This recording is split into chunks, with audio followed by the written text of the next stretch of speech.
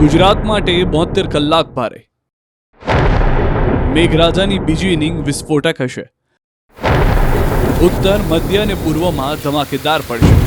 ગુજરાતમાં અત્યાર સુધી મેઘરાજાએ વિસ્ફોટક બેટિંગ કરીને અનેક વિસ્તારો પાણી કરી નાખ્યા છે. ધુઆધાર બેટિંગ કરતાં બધું જ પાણી થઈ ગયું છે. ત્યારે જુલાઈ માસમાં પણ જળ વિસ્ફોટ થવાનો છે. મેઘરાજા ખમૈયા કરવાના મૂડમાં તો જરા પણ નથી. ઉપરથી ડબલ પ્રહાર સાથે આગામી 72 કલાક ત્રાટકવાના છે. તેની આગાહી હવામાન વિભાગે કરી છે.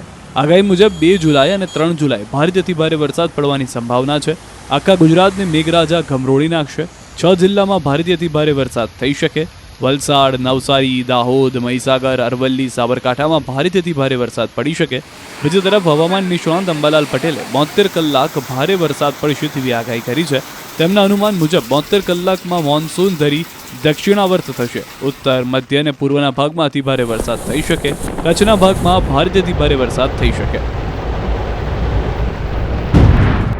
4 तारीख हेवी रेनफॉल का वार्निंग आइसोलेटेड प्लेसेस में दिया गया है और जो डे 4 से लेकर डे 7 तक इसमें वेरी हेवी का फिर वार्निंग आइसोलेटेड प्लेसेस में गुजरात रीजन के लिए दिया गया है 5 तारीख से लेकर 8 जुलाई तक.